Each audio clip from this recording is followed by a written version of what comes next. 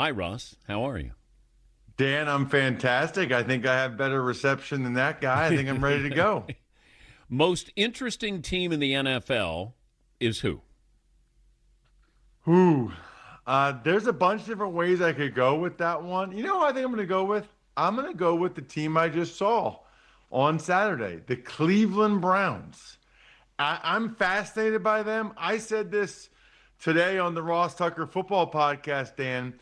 I think there's a real possibility, probably unlikely, but there's a possibility that they become the first team in NFL history to have four different quarterbacks start at least four games. Now, hear me out on this, okay?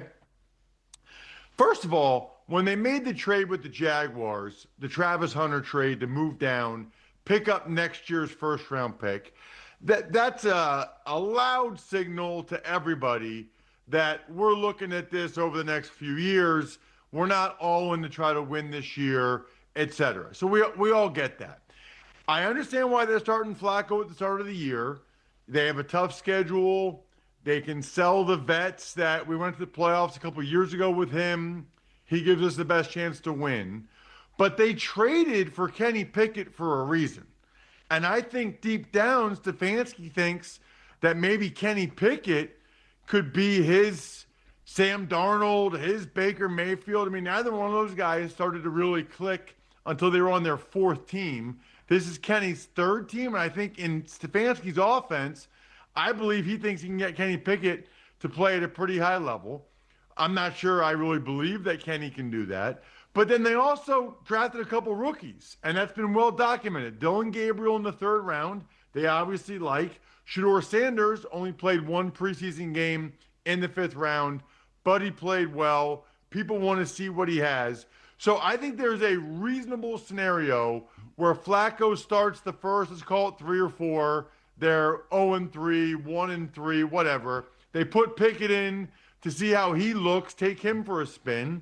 And then they want to try to find out about both Gabriel and Shedeur Sanders. Maybe they hit on one of those guys. Maybe one of them looks like a very good, inexpensive backup. But they kind of need to find out about both those guys before next year's first round, where they have 2 first-round picks. They might both be in the top 10. They're highly likely, if they didn't hit on any of these guys, to get a franchise quarterback or try to in the top 10 next year. So the Browns might set a very interesting record in terms of the number of quarterbacks to start multiple games in a season. I always look or like to look at coaching staffs to see what decisions they make with their quarterbacks. Like the Giants with Brian Daboll. Jackson Dart, to me, makes more sense. I don't think they're going to be that good of a team. But this coach wants to keep his job with a very difficult schedule. The Colts situation, Shane Steichen wants to keep his job. The Browns situation, that coach wants to keep his job as well. And as a result, you got Russell Wilson, Daniel Jones, and then you're going to have Joe Flacco. I don't think it's a surprise that they're going with somebody who's a little more proven, and they can't really roll the dice on somebody younger. What do you think? Well, and here's what's interesting. I tend to think, by the way, that the Browns will probably give Stefanski and the GM, Andrew Berry, another year.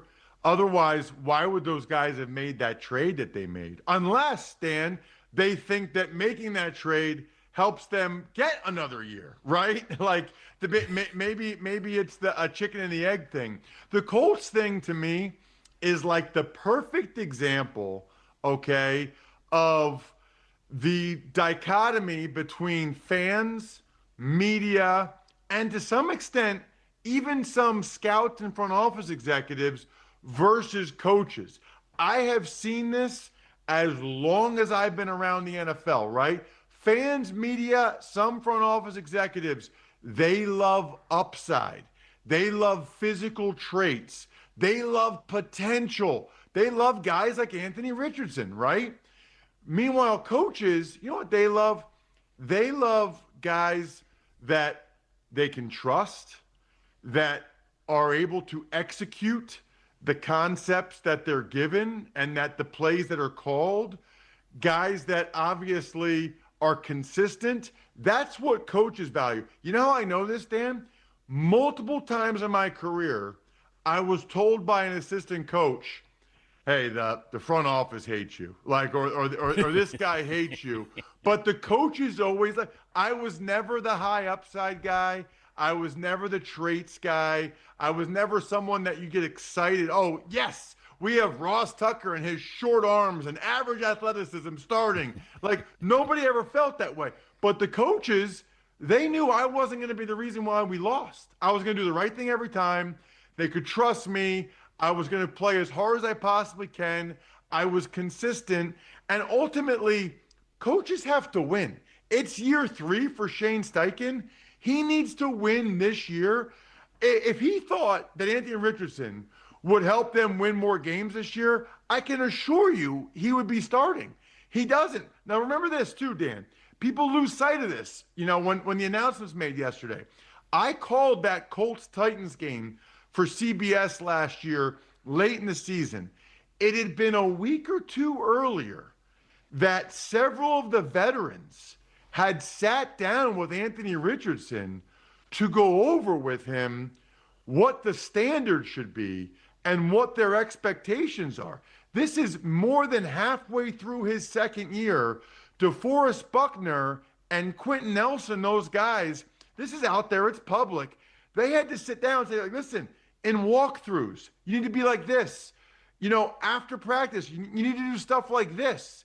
You know, unfortunately, he's a really gifted, talented, but young, immature kid who has gotten hurt a bunch, doesn't really understand what it means to be a professional. I don't know if he knows that now or not, but Shane Steichen's not waiting around to find out, right? Like, Shane Steichen's like, you know what? Daniel Jones, he can win. I saw it with the Giants. In my system, he'll win. He'll do what I ask of him. He's a pro. I'm attaching my life, my family's livelihood, my kids, where I'm going to live next year. I'm going to put more faith and trust in Daniel Jones that he'll give me a better chance to stay living in Indianapolis, Indiana next year than Richardson. Talking to Ross Tucker, the Ross Tucker Football Podcast. And he had Browns-Eagles last Saturday. He's got the Eagles at the Jets coming up on Friday night. Would you rather have the career of Joe Flacco or Phillip Rivers? Joe Flacco. Yeah. Now, listen, Phillip Rivers, I think, is a better player. I think Phillip Rivers has a better chance, maybe a really good chance, to be a Hall of Famer. But first of all, Phillip Rivers never got to play in a Super Bowl, right? So forget even winning it. You either have experience playing in a Super Bowl or you haven't. I haven't. I've talked to guys that have. It's like a line of demarcation as an NFL player. You either played in the Super Bowl or you didn't. And then Flacco, first of all, Flacco made a ton of money. They probably made around the same money. And Flacco's still going, by the way. But Flacco won a Super Bowl. And no matter how good an individual career is, there is nothing like winning a championship. I can speak to this, Dan. I am so glad I got a chance to play college football. And very thankful for 7 years in the NFL. In 18 years of football, I won one championship. It was my junior year of high school. It was 30 years ago, okay? It was 1995. I can tell you about every one of those games. I can tell you about those guys. When I go back to my hometown, okay, and I go to 3rd and Spruce, or I go to any of these bars, and I see these guys, right? I am not friends with these guys. I don't text them. I don't even have their numbers. But when I see them, we give each other a hug and we reminisce about what it was like to win the Berks IC championship in 95, what it was like to beat Governor Mifflin.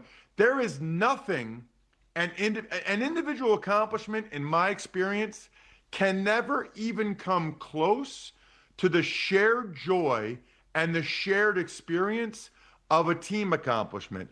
Give me the team accomplishment and winning the Super Bowl and the bond that you have with those guys forever over anything individual.